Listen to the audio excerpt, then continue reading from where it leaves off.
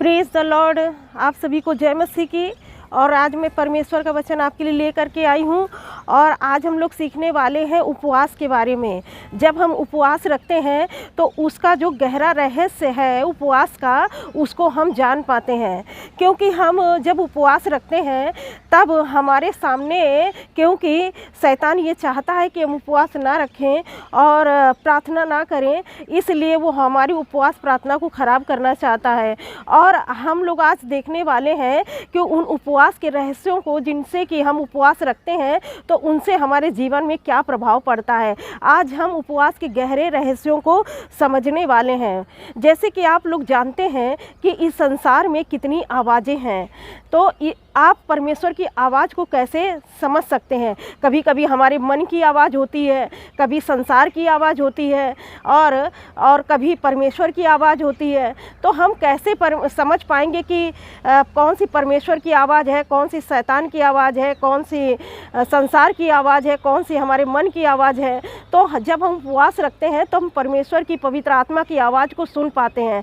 क्योंकि संसार में चिंता है और समस्याएं हैं, तो हमारा जीवन है ना बस उन्हीं चीज़ों को सोचता रहता है, और उन रहस्यों को जो उपवास और प्रार्थना से हमारी ज़िंदगी बदल सकती है, उस पर हम ध्यान नहीं लगाते हैं। तो जब हम उपवास रखते हैं और परमेश्वर की नज़दीकी में जाते हैं तो परमेश्वर हमारे लिए उन गुप्त रहस्यों को उपवास के द्वारा हम पर प्रकट करते हैं। तो आज हम लोग देखने वाले हैं परमेश्वर के वचन से कि उपवास के गहरे रहस्य, जब हम उपवास रखते हैं तो उससे हमारे जीवन में क्या प्रभाव पड़ता है। पहली बात हम देखने जा रहे हैं कि उपवास होता है तो वो हमें दीन बनाता है। पहला पॉइंट देखने जा रहे हैं कि उपवास हमको दीन बनाता है।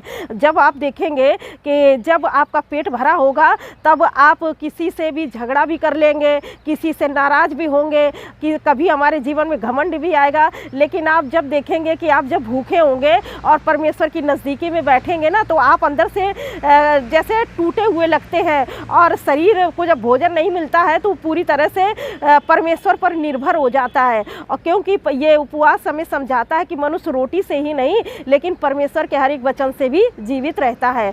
तो इसीलिए परमेश्वर का वचन कहता है कि जो उपवास है वो हमें दीन बनाता है। जैसे कि हम परमेश्वर के वचन में देखने जा रहे हैं, एजरा 8 अध्याय का 21 वचन। यहाँ पर लिखा है, तब मैंने वहाँ अर्थात अहवा नदी के तट पर उपवास का प्रचार इस आशय से किया कि हम परमेश्वर के सामने दीन हो। तो यहाँ पर जो एजरा है वो कहता है कि मैंने उपवास का प्रचार इसलिए किया कि हम दीन हो परमेश्वर के सामने, क्योंकि उसके सामने एक समस्या थी। कौन सी समस्या थी उसको हम वचन से देखेंगे। और उससे अपने और अपने बाल बच्चे और अपनी समस्त संपत्ति के लिए सरल यात्रा मांगे।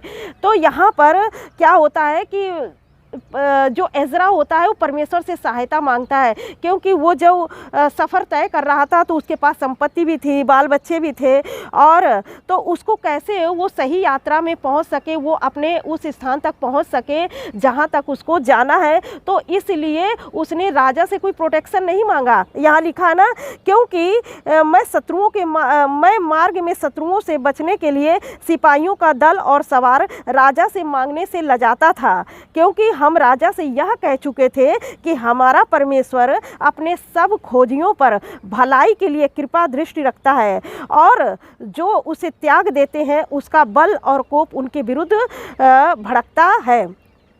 तो इसीलिए इसी विषय पर हमने उपवास करके अपने परमेश्वर से प्रार्थना की और उसने हमारी सुनी।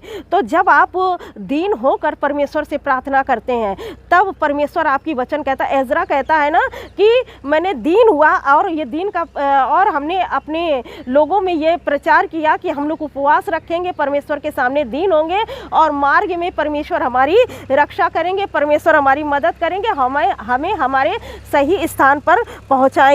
तो जैसा कि परमेश्वर का वचन बताता है, और हम लोग देखेंगे परमेश्वर के वचन से कि एजरा ने राजा से सहायता नहीं मांगी, क्योंकि उसने ये कह दिया था कि हमारा परमेश्वर खुद ही इतना महान है, इतना सुरक्षा करने वाला है, हमारा परमेश्वर सब कुछ हमको प्रोवाइड कराते, हमारे परमेश्वर हमारी रक्षा करते हैं। तो इसलिए वो शर्मा रहा था। वो कैसे कहे कि जब उसने अपने परमेश्वर को ऊंचा उठा दिया है, तो कैसे वो सोच रहा था कि मांगे।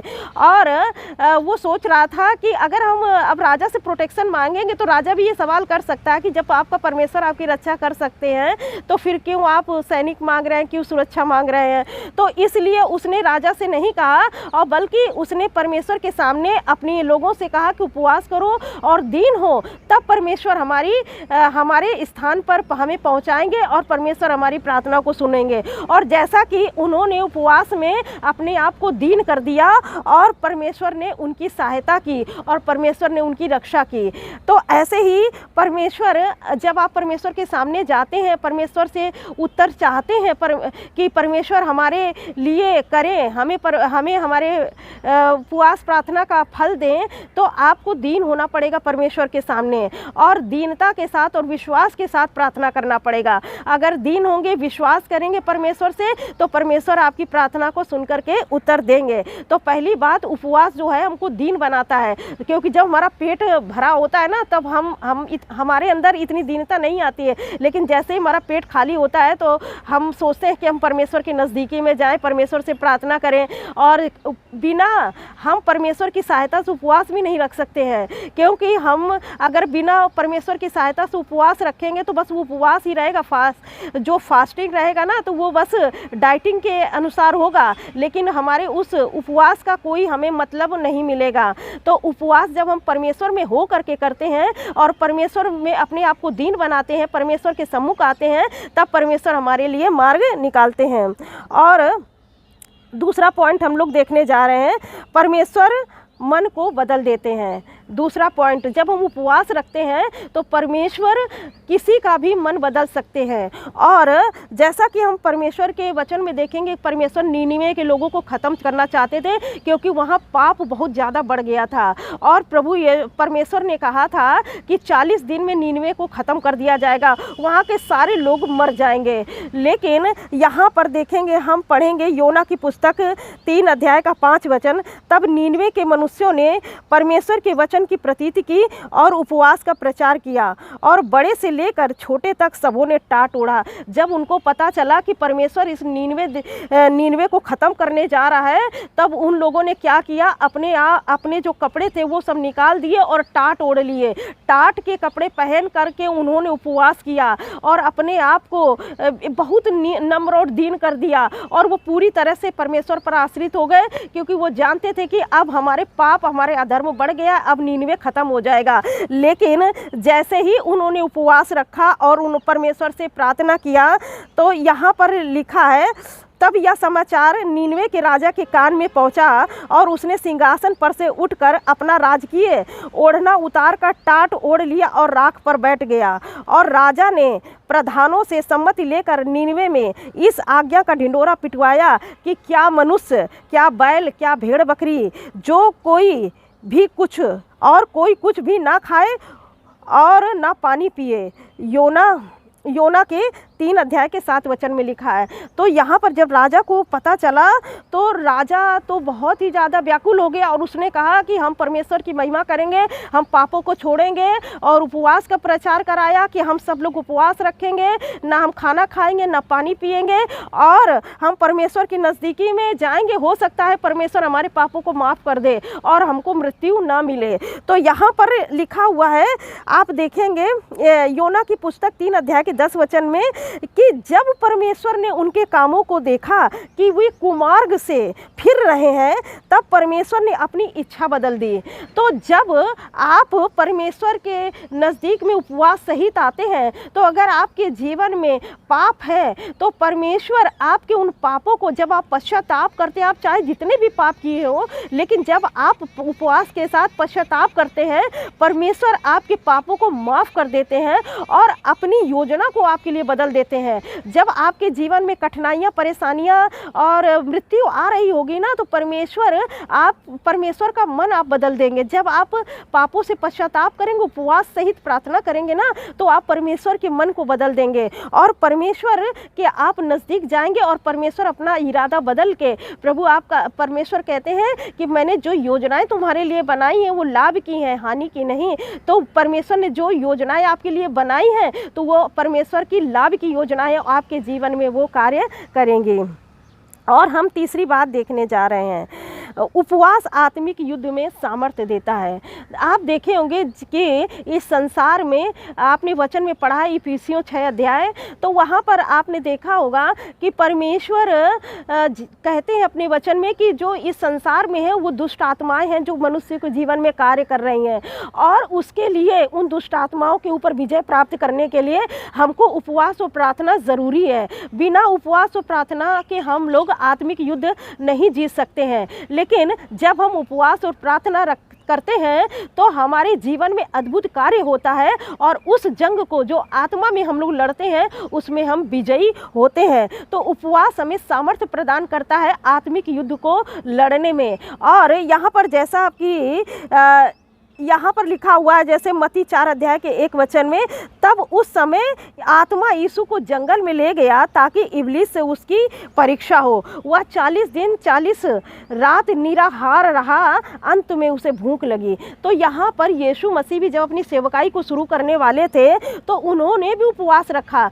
वो तो परमेश्वर के संतान थे, परमेश्वर के प्रिय पुत्र थे, उनको उपवास रखने की कोई ज़रूरत नहीं थी, उन्होंने तो पाप भी नहीं किया था। लेकिन उन्होंने आत्मिक युद्ध के लिए अपने आप को परमेश्वर को समर्पित किया और परमेश्वर के सम्मुख गए, और उन्होंने 40 दिन 40 रात परमेश्वर से के सामने अपने आप को रखा और उपवास किया और परमेश्वर के वचन में बने रहे, प्रार्थना किए, तो वो आत्मिक युद्ध में विजय प्राप्त करने पाए।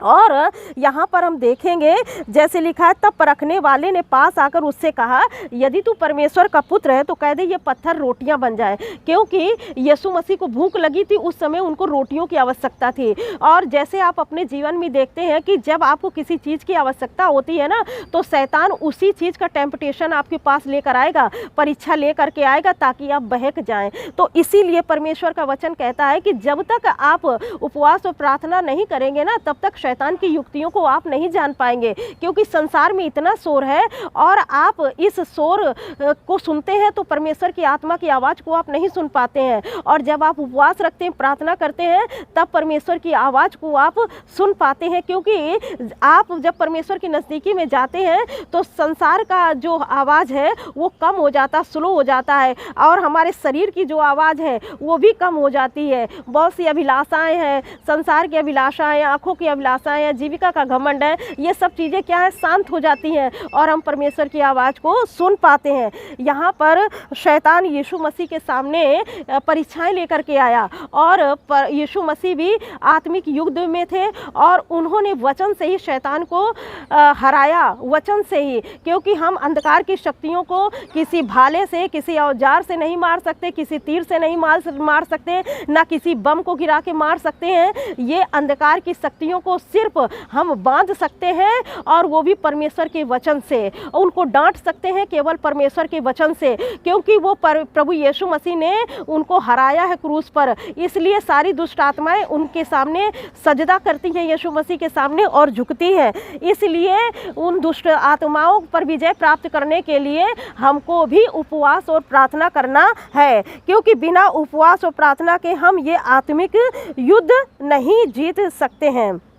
और एक और एग्जाम्पल हम देखेंगे, परमेश्वर के वचन में लिखा हुआ है कि यहाँ पर एक व्यक्ति यीशु मसीह के पास अपने बेटे को लेकर के आता है, और उसके चेले जो है उस मिर्गी की दुष्ट आत्मा को नहीं निकाल पाते हैं। तो यहाँ पर जब वो व्यक्ति दूसरी बार आता है यीशु मसीह के पास ले करके, तो वो कहता है, प्रभु आपके चेलों के पास लाया था अपने बच्चे को कि उसमें से दुष्ट आत्मा निकाल दे, लेकिन वो नहीं निकाल सके। तो यहाँ पर यीशु मसीह ने उस दुष्ट आत्मा को डांटा और वो उसमें से निकल गई। तो जब यीशु मसीह ने डांटा तो वो निकल गई, लेकिन चेलों ने जब डांटा था तो वो नहीं निकली थी। तो यहाँ पर क्या हुआ कि यीशु मसीह से उसके चेले एकांत में पूछते हैं कि प्रभु हम उसे क्यों नहीं निकाल पाए। तब वो कहते हैं कि ये जाति बिना उपवास और प्रार्थना के नहीं निकलती है। और यीशु मसीह के चेले उपवास उस समय नहीं रखते थे, प्रार्थना भी इतना ज़्यादा नहीं करते थे, तो इसीलिए वो लोग दुष्ट आत्मा को नहीं निकाल सके। लेकिन परमेश्वर का वचन कहता है कि जब आप उपवास और प्रार्थना करते हैं तो ये इन दुष्ट आत्माओं को आप निकालने योग्य बन जाते हैं, और आप आत्मिक आत्मिक युद्ध में विजय होते हैं। लेकिन जब आप सिर्फ प्रार्थना ही करते हैं, उपवास नहीं रखते हैं, तो आप आत्मिक युद्ध में विजय प्राप्त नहीं कर पाते हैं। आप कितना भी उन चीज़ों पर अधिकार रखते हैं, लेकिन वो चीज़ें जाती नहीं हैं। इसके लिए आपको उपवास और प्रार्थना दोनों बहुत ज़रूरी है। और जैसा कि हम परमेश्वर के वचन में देखने जा रहे हैं, चौथा पॉइंट है, उपवास आत्मिक आंखें खोल देता है। जब आप उपवास रखेंगे ना, तो आपकी आत्मिक स्पिरिचुअल आंखें जो हैं, जिन चीज़ों को आप अभी नहीं देख रहे हैं, आप उन चीज़ों को देखने लगेंगे। परमेश्वर का वचन ये कहता है, जैसे कि दानियल के बारे में हम देखेंगे, दानियल 10 अध्याय उसके दूसरे वचन में, उन दिनों में दानियल 3 सप्ताह तक शोक करता रहा। दानियल उन 3 सप्ताहों के पूरे होने तक मैंने ना तो स्वादिष्ट भोजन किया और न मांस खाया, न दाख मधु अपने मुंह में रखा और न अपनी देह में कुछ तेल लगाया। फिर पहले महीने के 24वें दिन को मैं हिद्देकेल नामक नदी के तीर पर था। तब मैंने आंखें उठाकर देखा कि सन का वस्त्र पहने हुए और उफाज देश के कुंदन से कमर बांधे हुए एक पुरुष खड़ा है। तब मैंने अकेला रहकर यह अद्भुत दर्शन देखा और इससे मेरा बल जाता रहा और मैं भयातुर हो गया और मुझ में कुछ भी बल ना रहा। तो यहाँ पर परमेश्वर का वचन कहता है कि जो आंखें आपकी शारीरिक दुनिया में बंद है, जो शारीरिक दुनिया में हम चीज़ों को नहीं देख पाते हैं, तो परमेश्वर के वचन के अनुसार और उपवास और प्रार्थना के द्वारा परमेश्वर हमारी आत्मिक आंखों को खोल देता है। जिन चीज़ों को हम नहीं देख पाते हैं, उन चीज़ों को हम आत्मा में अब देखने लगते हैं। तो परमेश्वर का वचन कहता है कि वो परमेश्वर हमारी आत्मिक आंखों को खोल देता है। आपने एक और एग्जाम्पल देखा होगा कि जो एलीसा था और एलीसा प्रार्थना करता था, तो उसका जो दास गेहजी था वो आया और कहा कि लोगों ने तो हमको घेर लिया है, हम तो नाश हो जाएंगे। और फिर बाद में एलीसा कहता है कि हे प्रभु, मेरे इस दास की आंखें खोल दे। तो जब परमेश्वर उसे की आंखें खोलते हैं, तब क्या देखता है कि स्वर्गदूत जो है चारों तरफ लगे हुए हैं और उस पहाड़ जो है वो आग से जल रहा है, अग्निमय रथ खड़े हुए हैं और परमेश्वर की सेना खड़ी हुई है। तो उन चीज़ों को जो हम शारीरिक आंखों से नहीं देख सकते हैं, हम परमेश्वर की आत्मा से देख सकते हैं। जब हम उपवास और प्रार्थना करते हैं, तो हमारी आत्मिक आंखें खुल जाती हैं और हम आत्मा में चलने लगते हैं और उन आत्मिक चीज़ों को हम देखने लगते हैं, जिन चीज़ों को हमारी शारीरिक आंखें नहीं देख रही हैं। और जब उस गेहजी ने देखा कि परमेश्वर के इतने लोग, जो लोग हमको चारों तरफ से घेर लिए हैं, उनसे कहीं अधिक परमेश्वर की सेना उनको घेरे हुए थी। हालेलुया। तो इसीलिए परमेश्वर अद्भुत और आश्चर्य कर्म करते हैं जब आप उपवास और प्रार्थना करते हैं। तो मैं यही आपको कहना चाहती हूँ कि आप उपवास और प्रार्थना जब करते हैं, तो आप उन चीज़ों को जो आपको समस्या के रूप में खड़ी हैं आपके सामने और आपको समझ में नहीं आता है, तो परमेश्वर आपकी आत्मिक आंखों को खोल देते हैं और देखने पाते हैं पर कि परमेश्वर आपके लिए क्या कर रहे हैं। क्योंकि परमेश्वर का काम तुरंत नहीं होता है कि आपने तुरंत मांगा और तुरंत मिल गया। वो तो चमत्कार है बस कि आपने तुरंत मांगा और तुरंत मिल गया, लेकिन आशीषें जल्दी नहीं मिलती है। आशीषों के लिए आपको प्रतीक्षा करनी पड़ेगी, आपको धीरज धरना पड़ेगा। पर जो आशीषें आती हैं ना, तो वो हमेशा के लिए होती है और चमत्कार तो बस होता है और फिर से आप संसार में चले जाएंगे तो फिर से वो चमत्कार खत्म। तो चमत्कार के लिए आपको उपवास नहीं रखना है, आशीषों के लिए, परमेश्वर की उन आत्मिक आशीषों को पाने के लिए रखना है, जो हम शरीर से नहीं देख सकते हैं, लेकिन हम आत्मा में उन चीज़ों को देख सकते हैं। और आप देख रहे होंगे कि हम इतने दिन से प्रेयर कर रहे हैं, लेकिन हमें नहीं दिखाई दे रहा। आप उपवास और प्रार्थना करेंगे तो वो चीज़ें आपको दिखाई देंगी। जब आप संसार की आवाज़ को शांत करेंगे, अपने शरीर की आवाज़ को शांत करेंगे, मन की आवाज़ को शांत करेंगे ना, तब आपको पवित्र आत्मा की आवाज़ आपको सुनाई देगी।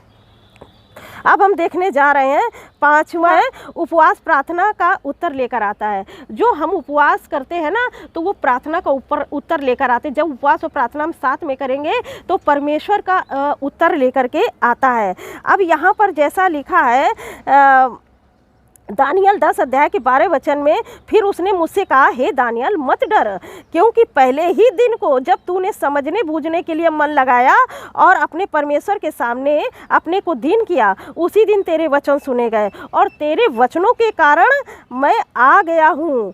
और फारस राज्य का प्रधान 21 दिन तक मेरा सामना किए रहा, परंतु मिकाइल जो मुख्य प्रधानों में से है वह मेरी सहायता के लिए आया, इसलिए मैं फारस के राजाओं के पास रहा। तो यहाँ पर जब आप उपवास और प्रार्थना करते हैं, अपने आप को दीन करते हैं, तो परमेश्वर का वचन कहता है कि जिस दिन आप प्रार्थना करते हैं उसी दिन आपके वचन सुन लिए जाते हैं। जिस दिन आप प्रभु में मन लगाते हैं, उपवास और प्रार्थना करते हैं, उसी दिन परमेश्वर आपके वचन को सुन लेते हैं। लेकिन वचन कहता है कि जब आपका उत्तर वहाँ से आता है तो अंधकार की शक्तियाँ उस उत्तर को रोक लेती हैं, ताकि वो उत्तर आपके पास ना जाने पाए और संदेह आपके अंदर पैदा हो जाए परमेश्वर के प्रति, और वो वचन के खिलाफ काम करती हैं दुष्ट आत्माएं। तो जब आपका उत्तर उपवास प्रार्थना आप कर रहे हैं, अगर आप उपवास प्रार्थना छोड़ देते हैं तो वो उत्तर उसी जगह रह जाता है और वापस फिर चला जाता है। तो यहाँ पर कहा है परमेश्वर के वचन में कि जो फारस का प्रधान 21 दिन तक सामना किए रहा, यानी कि पहले दिन ही उसका उत्तर आ गया था लेकिन उसके पास नहीं उत्तर आया था। तो जब आप उपवास और प्रार्थना करते हैं ना, तब वो उत्तर आपके पास पहुंचता है। लेकिन यहाँ पर उत्तर तो पहले दिन आ जाना चाहिए था, क्योंकि परमेश्वर के ने तो पहले दिन उसकी प्रार्थना का उत्तर दे दिया था। लेकिन पहुंचा कब उसके पास में? दानियाल के पास में। दानियाल के पास में 21 दिन में पहुंचा है, 21 दिन लग गया। अगर दानियाल उपवास प्रार्थना छोड़ देता तो शायद उसके पास उत्तर भी नहीं आ पाता और वापस ही वो उत्तर लौट जाता। लेकिन वो दृढ़ खड़ा रहा परमेश्वर में और प्रार्थना करता रहा, उपवास करता रहा कि परमेश्वर ने उसका उत्तर यहाँ पर भेजा, इस पृथ्वी पर भेजा। और वो अंधकार की शक्तियों से परमेश्वर ने उस स्वर्गदूत को छुड़ाया। जो मिकाइल था वो आया और जिब्राइल को छुड़ाया, और फिर जिब्राइल तो दानियल को परमेश्वर का उत्तर लेकर के आया। तो जब आप उपवास और प्रार्थना करते हैं ना, तो आपको उत्तर मिलता है परमेश्वर से। आपने जब मन लगाया उपवास और प्रार्थना के लिए, उसी दिन आपके वचन सुन लिए जाते हैं। लेकिन आपके पास उत्तर आने में देर इसलिए लगता है कि अंधकार की शक्तियाँ आपके पास उस उत्तर को आने नहीं देती है। ये गहरे रहस्य है जो मैं आपको परमेश्वर के वचन से बता रही हूँ। और छठा हम देखेंगे, उपवास परमेश्वर की आवाज़ को सुनने में मदद करता है। जब आप कन्फ्यूज़न में होते हैं किसी बात के लिए कि मैं क्या करूं क्या ना करूं, मेरे लिए क्या सही है क्या नहीं सही है, तब आप बहुत ज़्यादा जब कन्फ्यूज़न में होते हैं तब आपको उपवास और प्रार्थना करना चाहिए। तब परमेश्वर आपके लिए मार्गदर्शन करेंगे। जैसा कि परमेश्वर का वचन लिखा हुआ है यहाँ पर प्रेरितों के काम और 13 अध्याय उसके 2 वचन में, जब वे उपवास सहित प्रभु की उपासना कर रहे थे तो पवित्र आत्मा ने कहा, मेरे निमित्त बरनबास और शाऊल को उस काम के लिए अलग करो जिससे मैंने उन्हें बुलाया है, जिस काम के लिए मैंने उन्हें बुलाया है। तो यहाँ उनके चेलों को समझ में नहीं आ रहा था कि प्रभु ने किसको चुना है या किसको सेवकाई के लिए चुना है। तो उन लोगों को समझ में नहीं आ रहा था प्रभु यीशु मसीह के चेलों को। तो उन्होंने उपवास किया और उपवास सहित प्रार्थना किया, उपासना किया, परमेश्वर की आराधना किया। तब परमेश्वर ने अपने आप को प्रकट किया और अपनी जो योजना थी वो लोगों चेलों पर प्रकट की, और वो जानने पाए कि परमेश्वर ने बरनबास और शाऊल को चुना है परमेश्वर की महिमा के लिए, सुसमाचार सुनाने के लिए। तो यहाँ पर जब आप कन्फ्यूज़न में हो, किसी भी कन्फ्यूज़न में कि मैं क्या करूँ मैं क्या ना करूँ, मुझे समझ में नहीं आ रहा है, मेरा मार्गदर्शन कोई करे, तब आप परमेश्वर के पास उपवास और प्रार्थना कीजिए। परमेश्वर आपका मार्गदर्शन करेंगे, आपको बताएंगे कि आपको करना क्या है। क्योंकि बहुत सारे लोग यही कन्फ्यूज़न में रहते हैं कि हमें करना क्या, उनको यही नहीं पता होता करना क्या, और इसी से ही पूरा समय उनके जीवन का निकल जाता है। तो आप उपवास और प्रार्थना करेंगे तो परमेश्वर आपके लिए मार्गदर्शन करेंगे और आपको बताएंगे कि आपको करना क्या है। तो इसीलिए उपवास जो प्रार्थना होती है वो परमेश्वर की आवाज़ सुनने में मदद सहायता करती है। और सातवां पॉइंट हम देखने जा रहे हैं, बस प्रार्थना करते हैं तो परमेश्वर हमको दयालु बनाते हैं।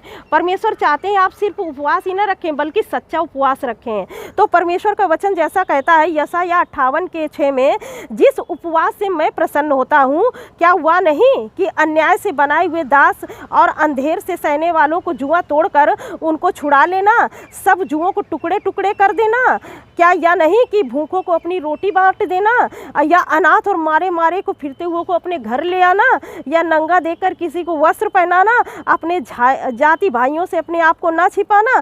तब तेरा प्रकाश पौ फटने के समान चमकेगा और तू शीघ्र चंगा हो जाएगा। अगर आप उपवास प्रार्थना करते हैं और सच्चा उपवास रखते हैं, परमेश्वर चाहते हैं आप जब उपवास और प्रार्थना कर रहे हैं तो आपका कर्म सहित होना चाहिए, आपके जीवन में परिवर्तन होना चाहिए, आपके अंदर दयालुपन होना चाहिए, आप दूसरों के पर दया करने वाले होने चाहिए। अगर सब कुछ भी आपके पास है, अगर आपके अंदर दयालुपन नहीं, आप दूसरों पर दया नहीं करते हैं, तो फिर उससे कोई फ़ायदा नहीं है। क्योंकि परमेश्वर ऐसे उपवास को पसंद नहीं करता है, पसंद नहीं करता है कि आप सिर्फ मुंह से बोलें और उपवास रखें लेकिन अपने कर्मों से किसी पर दया ना करें। परमेश्वर चाहते हैं कि आप दूसरों पर दया करें। इसीलिए परमेश्वर कहते हैं कि तब तेरा प्रकाश पौ फटने के समान चमकेगा। जब आप दूसरों के लिए अच्छा करेंगे तब परमेश्वर का वचन कहता है तब तेरा प्रकाश पौ फटने के समान चमकेगा और तू शीघ्र चंगा हो जाएगा, और तेरा धर्म तेरे आगे आगे और यहोवा का तेज तेरे पीछे पीछे रक्षा करता चलेगा। और जब तू पुकारेगा, तब कहते जब आप उपवास सहित प्रार्थना करेंगे और जब आप इन कामों को करेंगे तो वचन कहता है तब जब आप पुकारेंगे परमेश्वर को, तब कहेंगे तब तू पुकारेगा और यहोवा उत्तर देगा, तू दुहाई देगा और वह कहेगा मैं यहाँ हूँ। तो जो आज आप सुनते हैं क्या इतने दिन से प्रार्थना कर रहे हैं लेकिन उत्तर नहीं आ रहा, क्योंकि जो परमेश्वर चाहते हैं वो हम लोग नहीं करते हैं। परमेश्वर जो चाहते हैं अगर हम वो करें ना, तो फिर परमेश्वर कहते हैं कि जब तू पुकारेगा तब मैं सुनूंगा। क्योंकि प्रभु का वचन कहता है कि तुम्हारे अंधकार के कामों के कारण ही कार्य है वो मुझे पसंद नहीं है, इसीलिए मेरा मुंह तुमसे छिपा हुआ है। तो अपने अधर्म के कामों को छोड़ो, तब मेरे पास आओ और जो मैं चाहता हूँ वो तुम करो।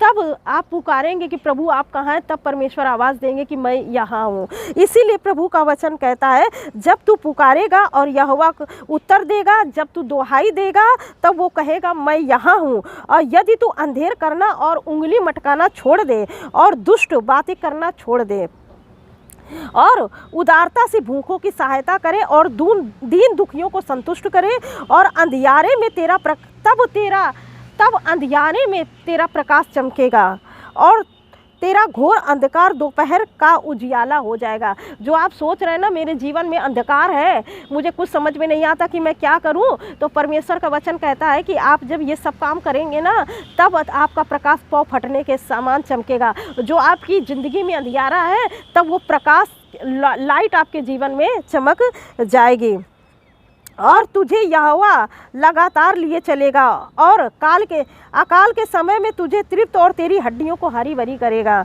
और तू सींची हुई बारी और एक सोते के समान होगा जिसका जल कभी नहीं सूखता है। तो इसलिए परमेश्वर का वचन कहता है आप दूसरों पर दया करें, तब आपके जीवन में जो अंधकार है वो अपने आप मिट जाएगा। आपको मिटाने की कोई ज़रूरत नहीं पड़ेगी। आपके जीवन में समस्याएं हैं तो आपको उनको हटाने की ज़रूरत नहीं पड़ेगी। आप दूसरों पर दया कर रहे हैं इसलिए वो अपने आप हट जाएंगे। और जब आप पुकारेंगे परमेश्वर को ना, तो परमेश्वर आवाज़ देंगे कि मैं यहाँ हूँ। तो इसीलिए परमेश्वर कहते हैं अपने बीच से अधर्म के कामों को दूर करो और मेरे पास आओ।